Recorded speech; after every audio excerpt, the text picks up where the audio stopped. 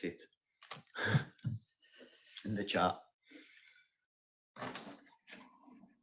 Bear in mind of the 10-second length stuff.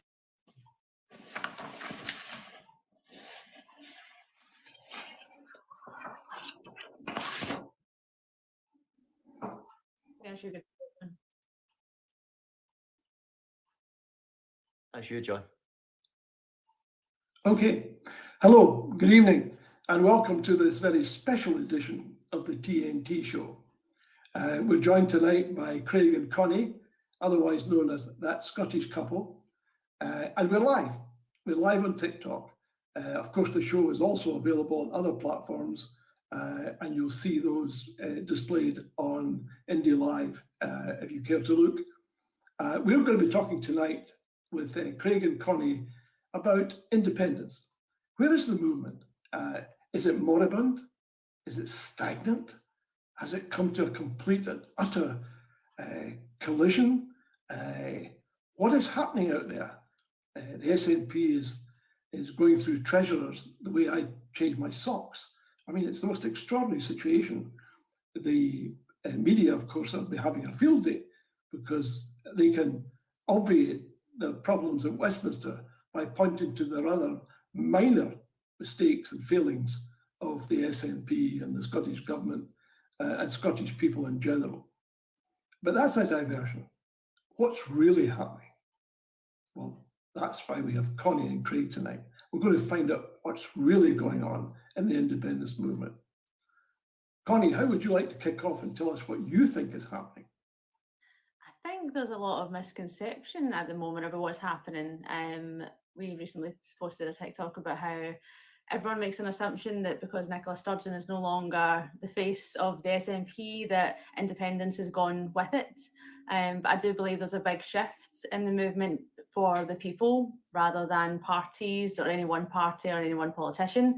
I think that's a big part of the conversation now is communities from all other parties coming together as people rather than politics. But isn't the problem with that, though it's very laudable, and everybody likes to see people coming together and united and facing the common foe, as it were. But the reality, to get anything done, you have to have a political party or a group of political parties who have a common theme. Otherwise, it's well nigh impossible to get anything actually changed.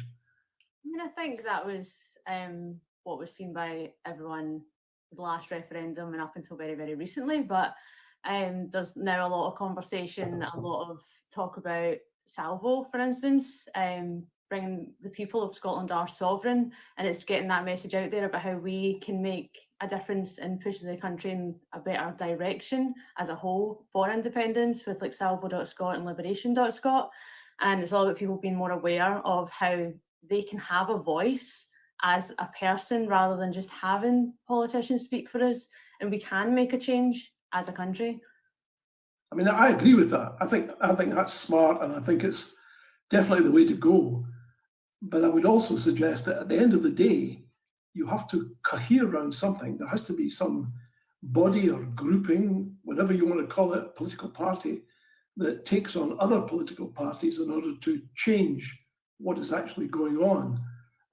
The question, it seems to me, that's important is how do you get from what you're describing to some sort of cohesive approach that people can vote for example? Salvo at the moment, I've spoken to Salvo, a lady from Salvo last week, and it's in, I would say, in its early stages at the moment. At the moment, what they're doing is getting the website up and running because they currently have 2 websites in place, and they'd like that to be amalgamated into one, or at least the Liberation website being the main one there. They aim to capture sort of 100,000 signatures to be able to take their next step. But at the moment, you know, it is in its baby stages of that movement. That is a people's liberation movement, but they will be working closely with politicians. From my understanding, that would be across multiple different parties, independence parties. So it'll be a people's driven movement, but supported by politicians who support the idea of taking this to the international courts. So that's where that is. Salvo, I would say, is part of a bigger conversation that we couldn't fit in this entire live. I've only had one conversation with them. Connie said none. So it's more about watch this space on Salvo, I would say, for now. Well, we've spoken to Sarah on the TNT show, and I'm going to put the same question to you that I put to her, which is, you let's say you got 100,000, 200,000, 300,000 signatures. At the end of the day, it requires the political parties to somehow coalesce and cohere, as I say, around something that they can put to the voters. Because at the end of the day, nobody is going to listen to anybody unless they see that anybody or that somebody or that entity has public support in the form of a ballot. There would have to be at some stage a ballot. Now, when I look at the political parties just now, granted only on social media, because I'm not a member of any political party, the impression I get is a whole bunch of warring factions. You know, Alaba here, SNP there, the Greens. You know, I suspect to many of the people outside politics, it all looks like a bit of a shambles. How would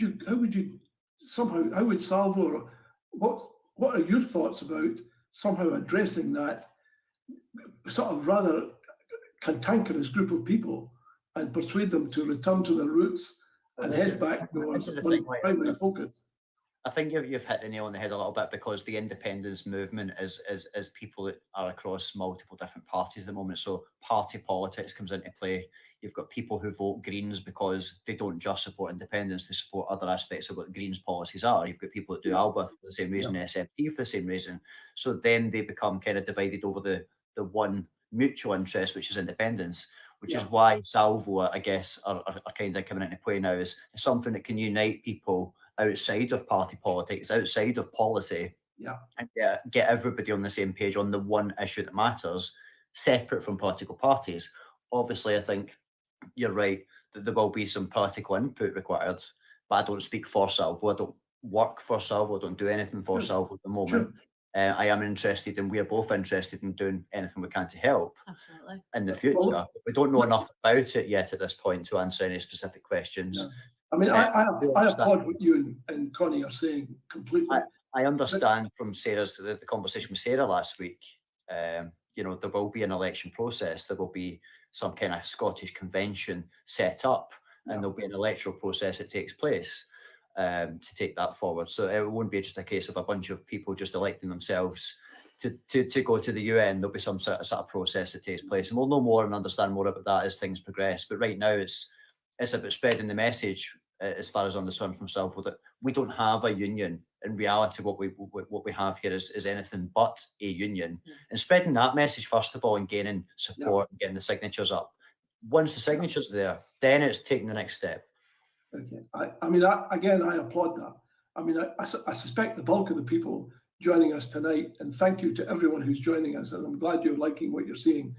The reality is that the bulk of those people are people who are already committed to independence because of their age. If you look at all the polls on independence, they're greatly skewed. They're skewed very much towards people who, young people up to about the age of about 35, if that still be classified as young, who are pretty much committed in favour of independence.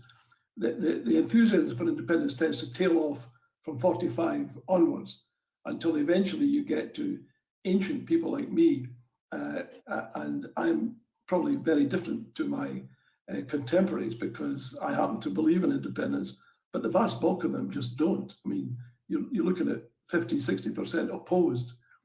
So I think it's important. I completely agree with you. I think it's important to get the messages out there, particularly on this platform, to talk about why these young people believe that they're right in supporting a constitutional change of the kind. And I applaud the idea of a constitutional convention because I think it's the way for people to come together. Now, I know all the cynics will be saying, well, how do you persuade unionists to come to something which is inimical to their future? I understand that would be a hard sell. But all you can do is put it out there. You can't force. Right, John's dropped off, so we'll get him back in. 2 seconds. He's back in. We'll get him back in.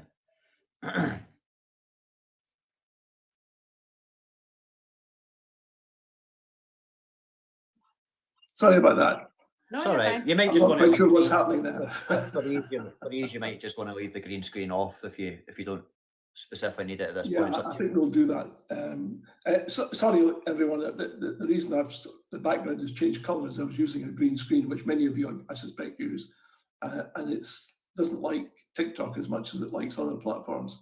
But I hope you like my globe behind me. It's a present from my grandson. You want to come in on what John was just saying there, or do you want me to say something about what John was talking about there? Because it was like quite a different bunch of elements you mentioned there. Yeah, the one thing that's popping out in my head was talking about like the difference between the age groups and things. The only thing I was thinking when you were talking was like my grandparents and Craig's grandparents were always supporters of Scottish independence. Before it was a it's become a bigger topic through time, even before the last referendum. Yeah. But my grandparents always believed in it. His grandparents believed in it. So they are some of the rarities of like the higher end age groups that still believe that it's the best thing for this country. Yeah. But a lot of people that I speak to who are in the higher age bracket, it's kind of like it's what they're used to, and Yes. it's the fear mongering of change, and it's trying to show people that change isn't always a bad thing, and we can make it what we want, and we can be a much fairer country. And having those open conversations and letting people see that, it gets them out of the mindset of, oh no, don't change that because too much will change, or we don't know what's going to happen. And can I make a suggestion, Connie? yes, It's this. It's very hard to get old people to change their minds because they live in an environment where they think they've seen it all. Yeah. Young people, by contrast, feel exactly the opposite. Most young people believe in change. They think that they're not frightened by change. Many of them believe it's a good thing in principle.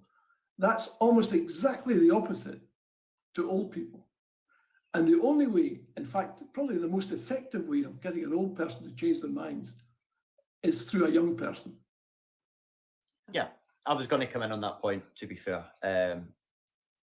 Everybody that's currently an independent supporter that considers themselves an activist or campaigner has a responsibility to change somebody's mind, particularly trying to address the concerns of the older generation. Because when you look at independence polls, although they switch week in, week out from between one's majority yes, one's majority no, that's fine. Ignore the outcome of the poll.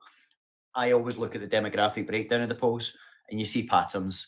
And the 55 plus age group is predominantly support a union, and the sort of 16 to 34-year-old age group, the younger generation of voters, the new generation of voters, confirm massively in the high 70% in support of independence. That is a pattern that we see in each and every poll that comes out. So, like, that kind of backs up exactly what you're saying.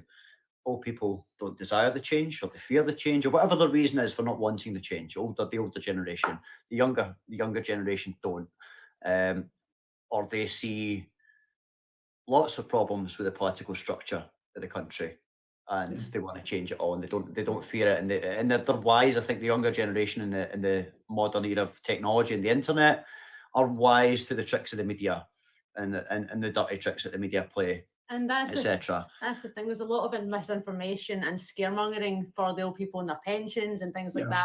And I think that they did it smartly because they knew it would win over older voters. And it's trying to allow these people to see that what they were told wasn't true. Yeah, I think the key here, as it always is what happens on election night, because you can do lots of absolutely exciting things during campaigns and stuff, and lots of people who are into politics love all that stuff, and sometimes young people are enthused, but the reality is, and it's a classic message. It doesn't apply just to here, to Scotland or this island or the Western world. It's a general condition across the world. It's this: old people vote. Young people tend not to vote. In other words, unless somebody actually says on election night, have you voted? A lot of young people will say, actually, I've got better things to do. And they're right, they have better things to do. But the difficulty is that old people who also have better things to do will actually turn up at the polling booth and vote. And that makes their influence disproportionate. In other words, if it was an even situation, i.e. that everyone who was committed turned up to vote, young people would swamp the polls. But in fact, it's the other way around, which is ironic, because the people who tend to turn out are the people who don't want change. And that you can always depend on them. In fact, the easiest way to motivate anyone is through negative advertising. With regards to, yeah, I would say you're spot on in terms of the ordinary elections, but the 2014 referendum was quite exceptional in terms of level of turnout in Scotland. And I think this time, given how politically naive Scotland probably was at that time when we had that particular referendum, but still got a massive turnout. I think Scotland is now woken up politically from then till now, with everything that's happened since that referendum. I think that the turnout this time would be much higher, and every young person out there, almost every young person out there, would be voting for this. They might not want to vote in a general election, they might not want to vote in a parliamentary election or a council election, but on something as big as independence, I think we'll see what we saw the last time. There will be a record turnout for this, and where young people can come in is not only.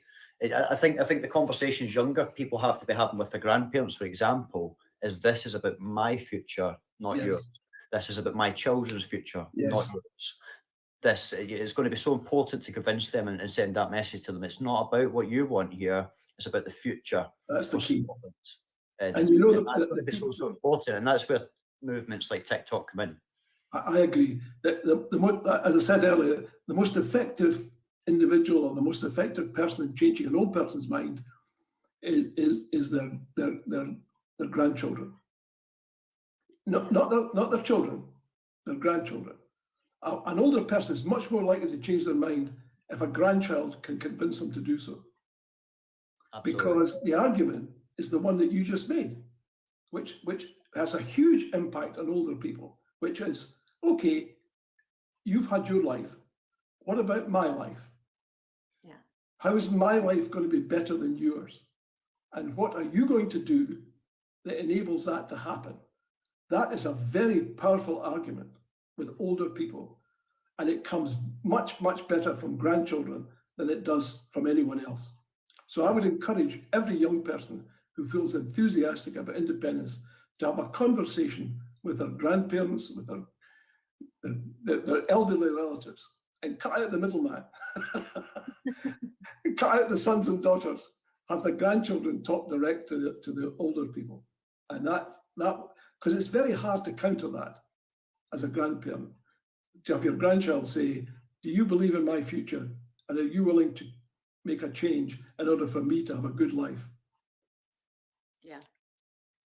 Can I just come in quickly just to ask moderators? I saw someone get muted there that didn't really say anything that wrong. They just have the opposite opinion about independence. So if people have been disrespectful in the chat, mute them, block them, whatever.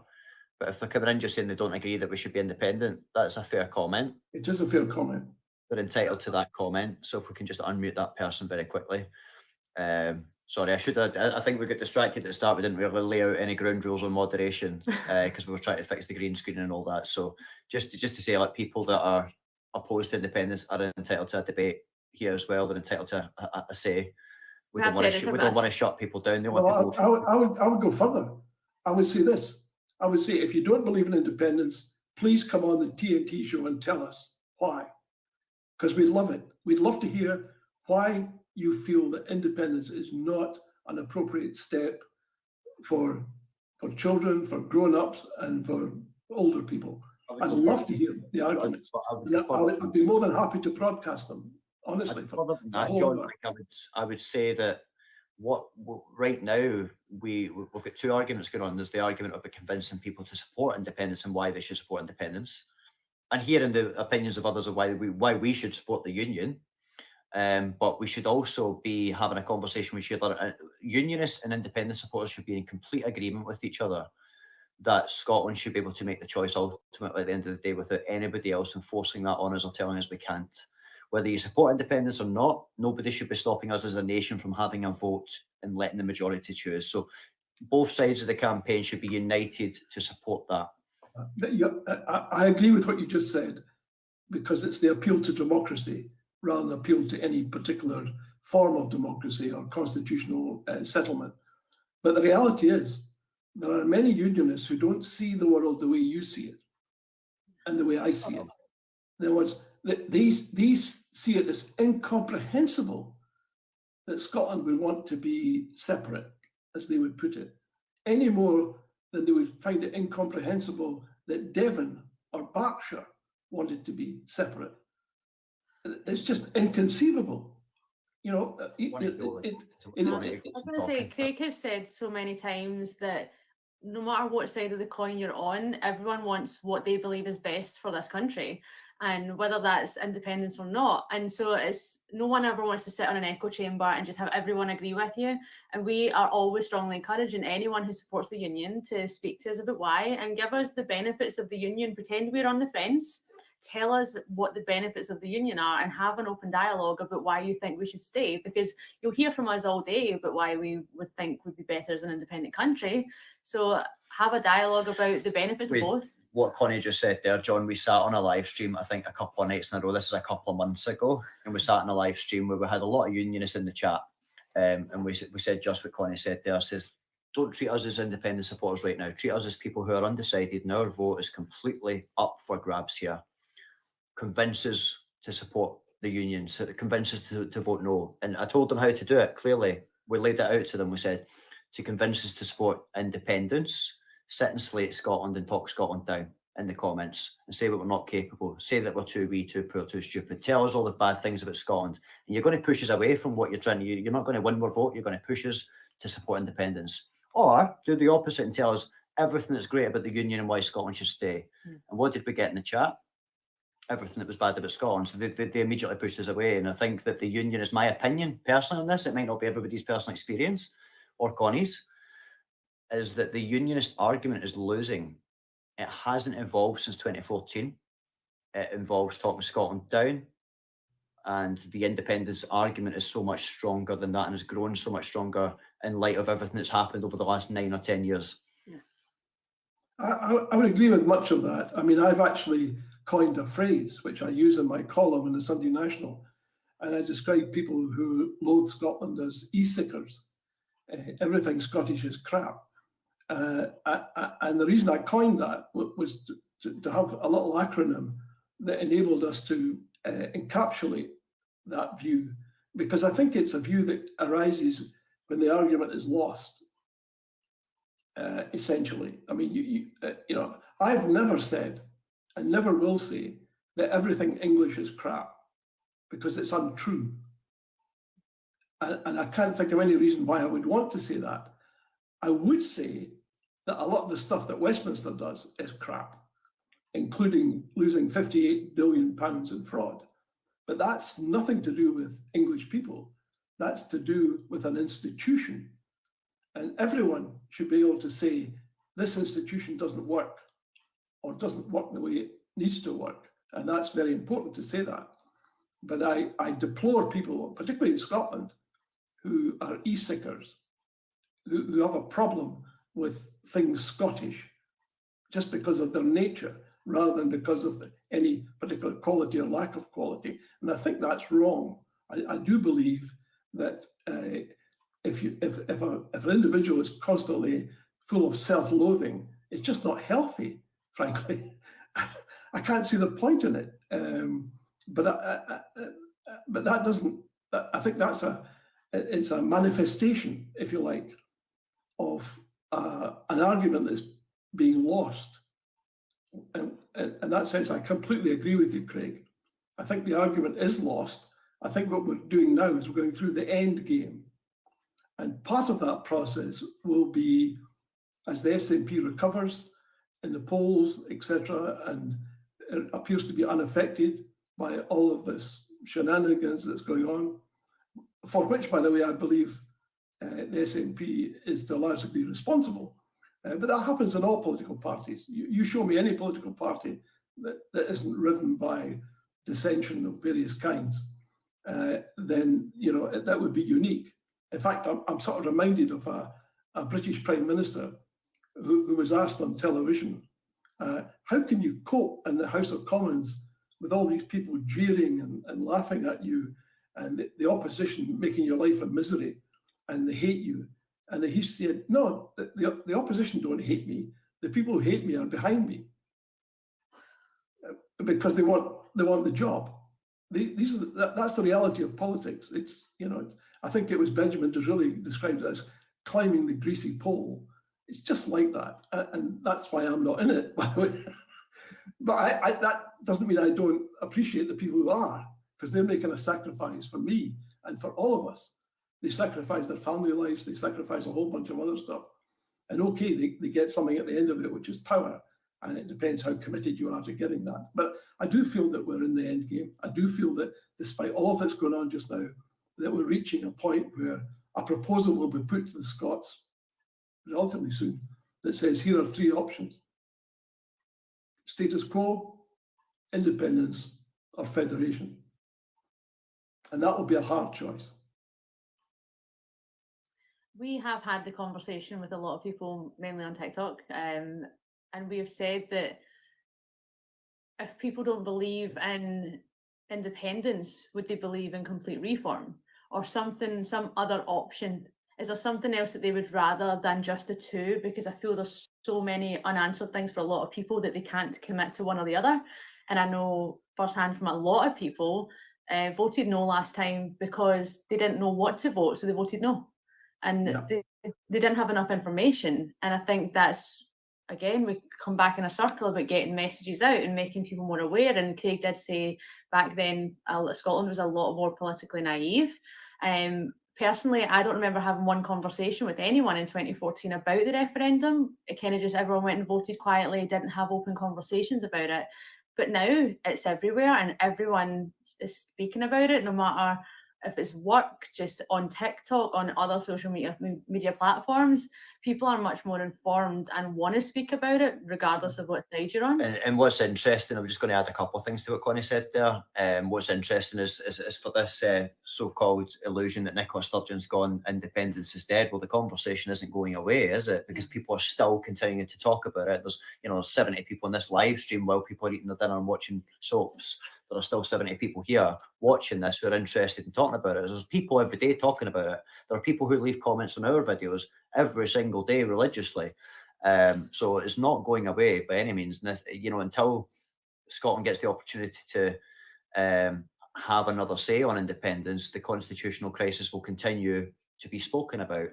Something else you said there as well, talking about reform. I think it's an interesting one when you pose that question to a unionist on here. And we've done a few lives where we've had unionists join our guest box like yourself is doing right now. And we've had a healthy, open debate with them. And I've posed the question to a few. And I think on a unionist side, like when we're talking about unionists here, there are different types of unionists. There is the hardcore unionist is probably who I'm referring to here when I say that they cannot bring themselves to say that reform is necessary because it's almost a concession that independence is therefore necessary if we don't get the reform. They're kind of conceding, yes, the system is broken, and they've almost fallen into a trap with you. So it's important to identify who you're having a conversation with. Is it that hardcore unionist? Because walk away, don't waste your time. If you're campaigning for independence and you're an activist and you realise you've got somebody that's screaming maybe Rule Britannia in your face or no surrender, listen, what are you wasting your time with that person for? You could be wasting 5 minutes talking to somebody better than that. We are looking at this app, we are targeting that soft section, that middle ground, that soft no voter or somebody who can come over the fence. Yeah, I think that's right. And I use the 80-20 rule in life, not just in politics and constitutions and stuff. 80% of the folks in the world are perfectly reasonable if you approach them the right way. The 20% that remain consist of two entities. There's 10% of folks who, given the time, even though they're opposed to a change of any kind, will eventually come round to it once they appreciate the facts. But there's a remaining 10% who are never going to change. And it's pointless spending a lot of energy on somebody who's not thinking about change or regards change as being a threat. And that's usually driven by something in their childhood, whatever. I don't know what it is precisely, and I'm no psychologist, but I know that in my long years on this earth, that's one of the basic precepts I've come across. I think I think what's key here is that to look at the historical context of so-called separation or secessionist movements. If you go right back to 1776, United States, as it then became, there was a complete split in the so-called patriot movement, as it's now described. 30%, like Benjamin Franklin and others, believed in independence.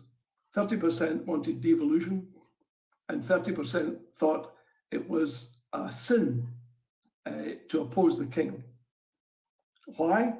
Because people then, and by the way, 30% of the UK population still believes this, that the king is determined by God. And so therefore it was a sacrilege to oppose the king, not just a political thing, but it was a sacrilege. So 30% were wedded to that idea. So what changed was the British government decided to use force. And then the people in the middle moved to Benjamin Franklin and Thomas Jefferson and Alexander Hamilton and became supporters of independence. Now, that's generally the way independence movements succeed. The opposition make a blunder because they don't understand the problem. And there's plenty of evidence that that's the case here. Now, when will that blunder take place? I don't know. You could only guess. But I do know when the blunder is made, things change very fast indeed. And it may well be that the actual entity of the British state may be so badly affected by, not by anything that happens in Scotland, by the way. I mean, I would go this far. I would suggest this, and I pose it no more than a suggestion, but it would tie in with what happened elsewhere in history, that the British state, Scottish independence may occur by accident. In other words, not because of what was done in Scotland, but rather what was done elsewhere. I mean, we have a situation today where people are stealing baby food. In other words, the stores in some parts of the UK have to hide baby formula because people are stealing it. Now, I can't think of a greater indictment of a state that its welfare, the way it's looked after the welfare of its citizens is so lamentably bad that people are having to steal baby food for their families. That is not sustainable. That's just not sustainable. There is so much wrong with the United Kingdom as a whole. We constantly talk about, I mean, we face the constant accusation, myself and Connie and other people that are in the chat here tonight who produce independence content on this platform. The constant accusation that we're anti-English, which is nonsense. The people that throw that accusation at you don't have an argument for the union. That's my opinion. It's an easy thing to throw at somebody that you're anti-English and somewhere xenophobic. But we've always maintained the position that the UK union or the Westminster government is not just Scotland that it doesn't serve well. And that's why we want to leave. It doesn't serve anybody well outside of London and the southwest. It doesn't serve England, most of England, well. And, should we stay with England just because it doesn't serve them well either? Pardon my French, but should we be shitter together? Should we be that? Or should we, with the opportunity to do something about it for ourselves, do something and grab that opportunity? We should. I feel bad for the people of England who are stuck with that government, and I hope that they can do something in the future and be inspired by the movement in Scotland to do something for themselves in the future. And I look forward to the day that Scotland and England can actually have a solid working relationship with each other when they're not dividing at each other's throats because we vote entirely different ways from each other. And I think that Scotland and England will have one of the best relationships they've ever had in their history post-independence because of that. I think that's a laudable sentiment. I interviewed two people on the TNT show last week. Ex-Labour MP John Denham, who is a professor at the University of Southampton, and he runs a department which is looking into English identity. And also Carmen Jones, who's from Wales, and who takes a similar view to John Denham. And they both espouse the view that there should be a confederation. In other words, they would like to see 3 sovereign countries, Wales, Ireland, and Scotland, in an arrangement whereby they are sovereign in every respect, but they decide to pool resources in a way that allows them to address common problems more efficiently and effectively.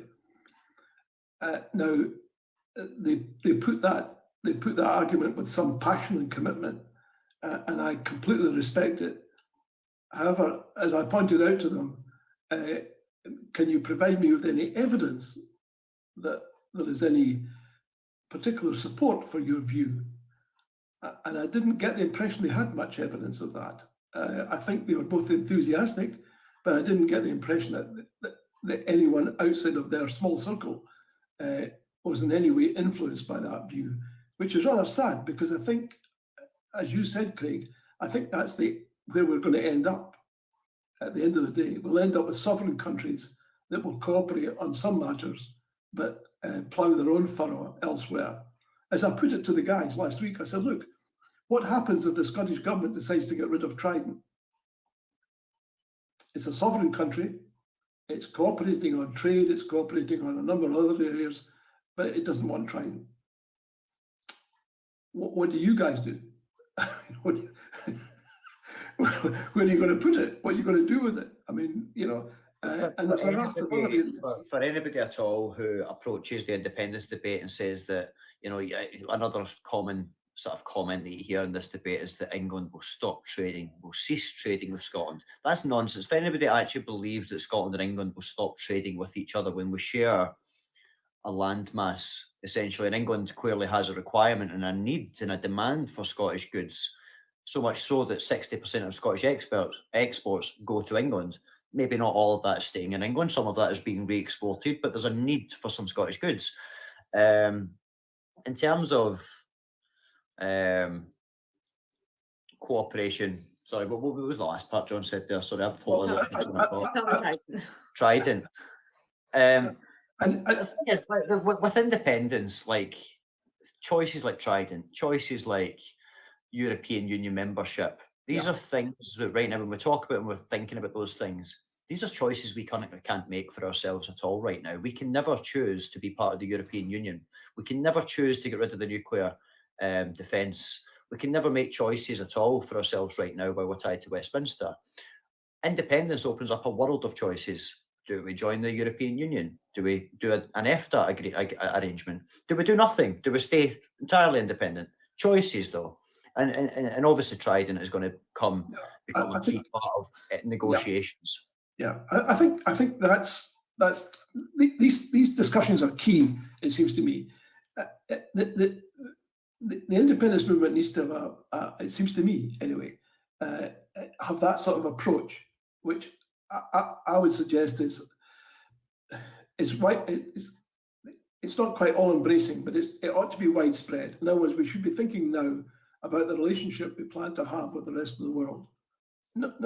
It's important that the relationship with England and Wales and Ireland is fully structured.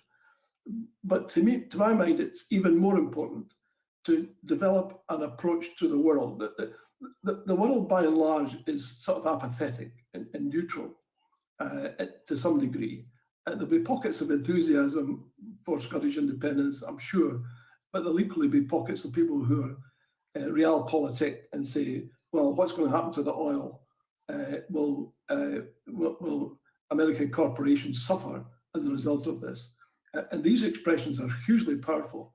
I mean, anyone who listened to my interview with the John Perkins, so-called economic hitman, knows that there are very powerful forces at work that welcome emergent nations, and Scotland would be an emergent state in that regard, with a view to exploitation. So you have to be very careful here. But at the same time, there's I agree with you completely, Craig. The opportunities it opens up are huge and significant. And I wouldn't be at all surprised if people who are presently 18 following independence would find their lives utterly transformed beyond any possibility of thinking about it right now. Because anyone who's been to Denmark and Sweden and Finland and Norway can see the enormous changes that have resulted from access to controlled exploitation of natural resources, and at the same time, a very small economy. Because that's the key. It is possible to have an economy that's buffered and from the issues that beset the whole world just now. I mean, you can't avoid the environmental issues, that's true, but you can reduce the impact of economic disruption. And I think we're going to see major economic disruption in the years ahead. And I think that's one of the things that might condition constitutional change in England, i.e. that people in the north, for example, become so disadvantaged that they say it's not worth staying with this arrangement anymore. Yeah, I agree. I mean, it's I think the longer this again, we're veering into personal opinions rather than how do we convince people. But my personal opinion is that the longer Scotland stays part of the UK Union, the more damage our economy will face in the years to come. I mean, Scotland's always had parts of Scotland, East End of Glasgow, for example, and things like that, just poverty stricken. Do you know what I mean? We've now got people, I don't know the stats, 2 in 5 families, roughly the last time I looked, relying on food banks. That's probably changed somewhat, and it's probably got worse in line with the cost of living crisis that we're in. And it's a cost of living crisis that could have been avoided. We have a UK government that's not there to serve the people, it's there to serve themselves and protect the oil industry and the gas industry and the rich friends. And that's not what Scotland is. What Scotland wants to have a country that works for the people. Okay. I mean, I want to ask you a question here, because I see my role tonight as being largely devil's advocate. Here's what some Labour friends of mine say. They say, I respect everything you just said, but you in turn need to understand that we in the Labour Party see separation, as they would put it, as a side issue. It just helps the Tories to divide the working class. In other words, if half of you are off voting SNP instead of voting Labour, it makes it much more difficult to achieve a Labour government which can bring about progressive change of the kind that you've just suggested. That's their argument. Can I come in here? Yeah, So of course, please do. I mean, it's a nonsense. Scotland could have voted entirely for the Labour Party at the last UK general election, and Labour would not have got into power. And that is the position that Scotland finds itself in, a UK union in which it cannot influence UK-wide elections or EU referendums, for the matter. As long as our next door neighbour, which is by population 10 times larger than us, votes differently from us by majority, we will be outvoted. Scotland may get a vote per person, but as a nation that wants entirely different things in many of the votes that we're involved in at a UK level, we vote the complete opposite from England almost every single time. It's not an anti-English thing, it's a fact of life. When England votes Tory, we don't. We haven't done since 1955. Every independent supporter knows that. We didn't vote for the EU referendum. We didn't vote to elect Boris Johnson. We haven't voted for anything that we've got since the last 2014 independence referendum and before. So we for unionists who say that the status quo is quite okay, they need to kind of wake up a little bit. And I'm not talking about the hardcore who would never wake up. I'm talking about the ones that need to, stop reading. Sorry to interrupt, Craig. I don't think many unions are saying everything's okay. What they're saying is the type of change that you propose is unhelpful.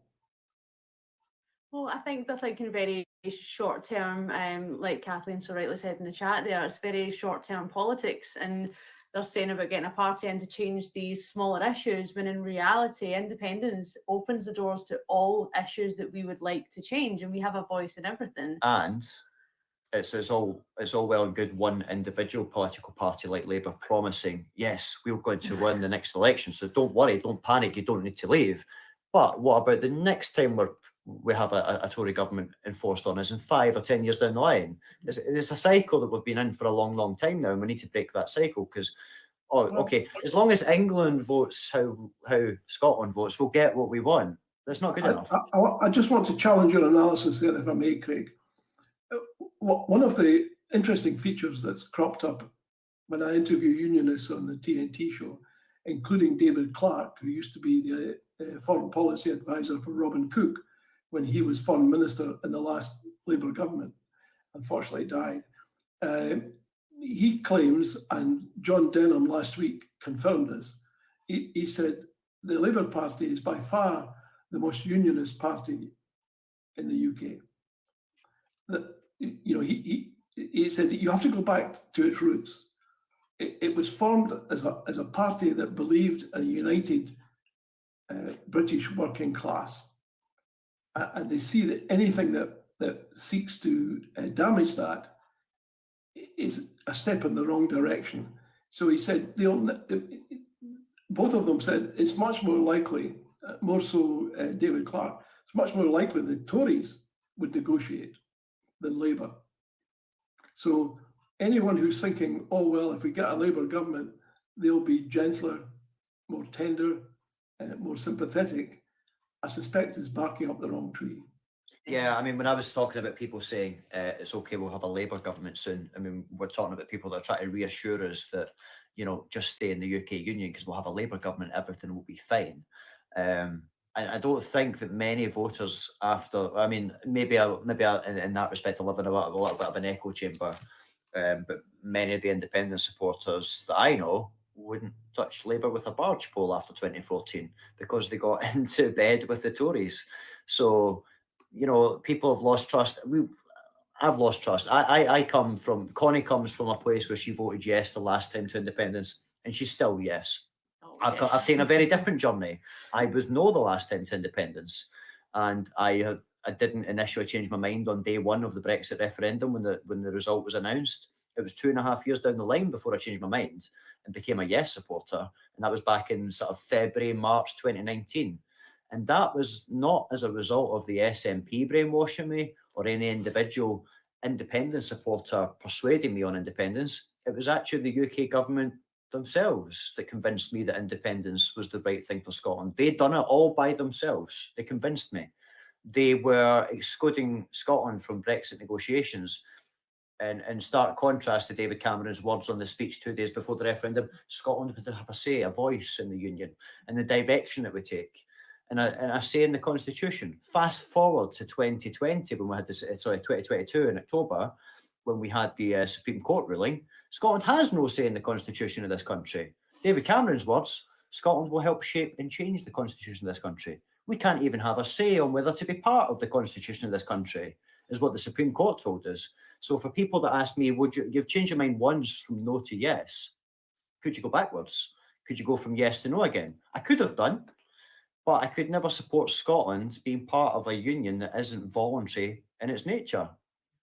So I could never go back now, knowing that it's not a voluntary union. I could never make that transition back to a no voter, ever. Yeah, that's a very interesting description of, because so many people followed that path, it seems to me. Many of these people will be somewhat confused right now, but I think that's not unheard of. I think people do need to take the historical context into account. I know it seems terribly immediate and it looks like the SNP, the independence movement, is falling apart. The reality is, if you look at all separatist or secessionist or independent movements, they all go through this sort of pattern. It's not unusual at all. It's the nature of the beast. And besides, the forces that confront them are well practiced in exploiting dissension. So that's not unexpected as well. But my strong sense is that all of this will be seen as something that happened in the background that isn't terribly important. I think there's a broader point, though, about the Constitution. And that is that I think people, and I agree with John Denham here, I think people in England suffer just as much by the banjaxed constitution that the UK has than anyone else. It's very hard to change things if you're living in a deprived area of England. Even harder than it is to change things in a deprived area of Scotland. There are people who listen to you in Scotland who don't exist in England. They just don't exist. Your council, I mean, it all stems from the voting system, which is a mess. I mean, the notion that, for example, that the three of us can stand for a Westminster seat, and that you get 20,000 votes, Connie gets 20,001, I get 20,002, and I become the MP, despite the fact that the bulk of the people, the great majority, 40-odd thousand, voted against me. They don't want me, but they get me. They get me because the system is screwed up.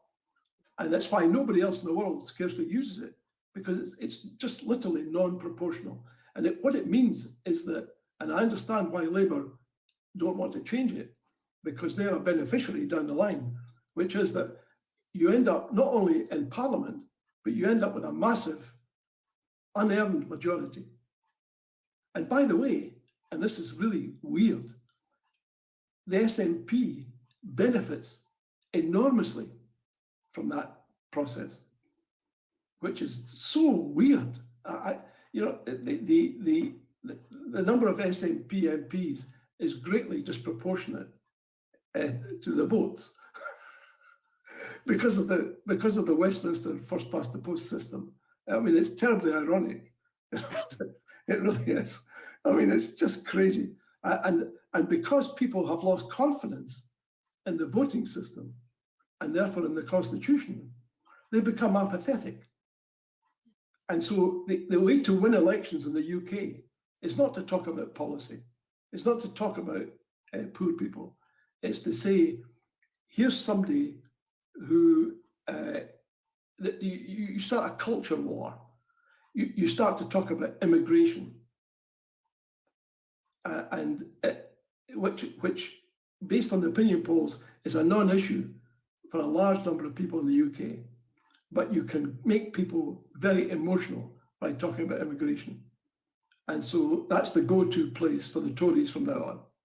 And that's the reason that they're going to engage in culture wars over the next period of time, is to try and reduce the likely potential Labour majority. And of course, that's great news for the SNP, because they become kingmakers.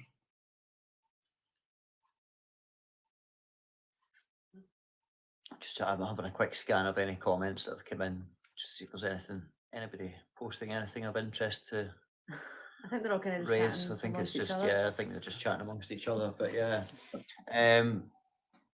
we're obviously running short on time now, so yeah.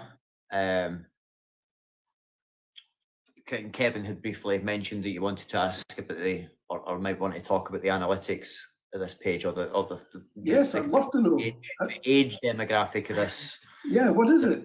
So, I don't speak for everybody, but in terms of our followers on this app, we can only speak personally for this one account. For this one account, so but 64% of the following on this account is female, so it's a massive female to male split. Isn't that interesting? Yeah, we only have 5% of people who are over the age of 55, so I think that's quite in contrast to the Independence Live sort of YouTube. I've probably boosted that percentage. Yeah. So sort of like 16% of our followers come from anybody that's aged over 45. Only 16%. So 84% of our followers are aged 44 or under. But that will primarily change depending on what social medias you're on, because TikTok is primarily pushed to a younger demographic. So I mean, you could say that's why we've kind of picked TikTok as the platform of choice. Plus, I like the video nature of it. When I was back on Twitter, Twitter's a different kind of cesspit. And I think when you're limited back then, you were limited to 140 characters.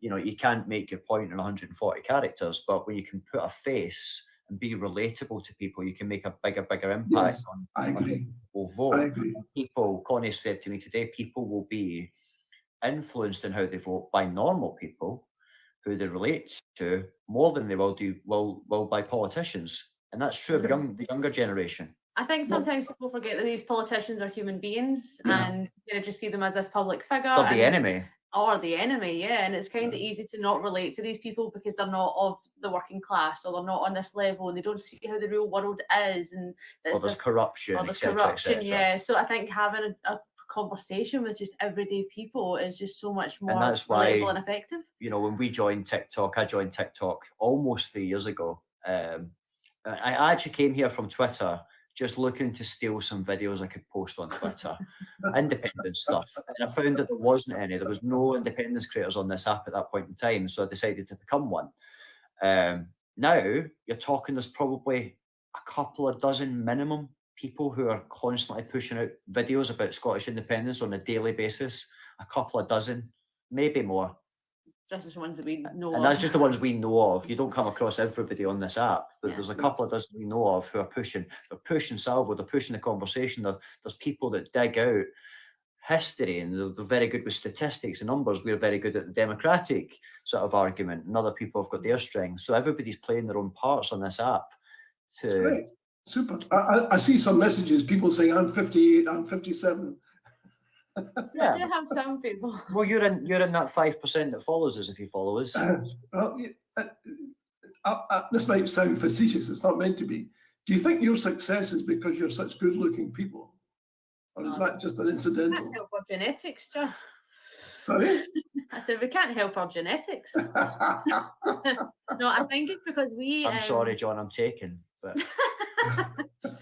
We've always said, like Craig said, that there's a lot of people on here who will focus on like statistics or economics or whatever their kind of specialist part of this conversation may be. And we've always kind of honed in more on the comedic side and just kind of putting a bit of light on it, because politics can be, as soon as someone hears politics, people can be like, oh, I don't do politics. Politics is boring. I don't like politics. Don't talk to me about it. I mean, So Kathleen's asked in the chat there about an economic case. We're kind of running out of time on this.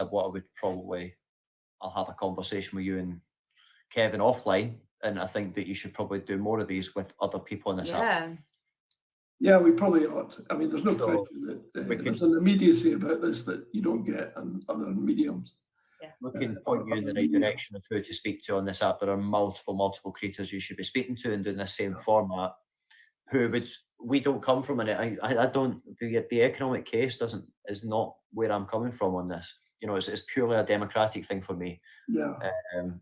For me, it's constitutional, which includes. Yeah, same. economics. Yeah. Constitutional, democratic. It's not about the economic arguments. And Scotland might suffer for a while, but in my opinion, it will suffer for longer. It stays here in this union. So you can argue about the economy all day with me, and it won't make a bit of difference. It won't change my vote. We've said before, there are other people who would love to talk about the economic aspect of it and Scotland's resources and stuff. Our opinion on it for a while has been that there may be uncertainties with independence, but there are certainties that we have seen with the union. Yeah. And we would rather go with an uncertainty, but knowing that we can make those choices. Balances. It's a choice between the uncertainties of independence versus the absolute certainties of what we're going to get from the union. And I'm sorry, I'll take that hand any day of the week. Yeah. Somebody else agrees that you're perfect looking, so it's not just me. They're as Scottish as they come. So I think we're just about out of time. I think we've got a minute. I just want to say a few quick things, if I may.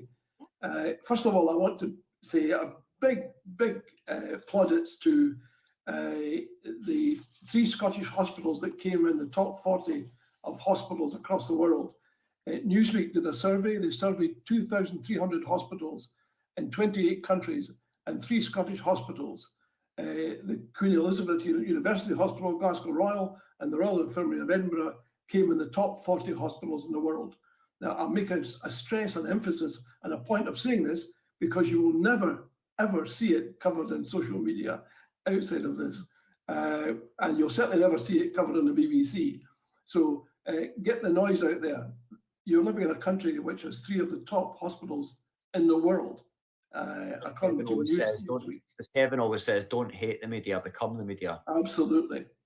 And if I could make a little plug, if I may, for people to look out for Dr. Elliot Bulmer's column in the Sunday National at the weekend. He'll be talking about how a more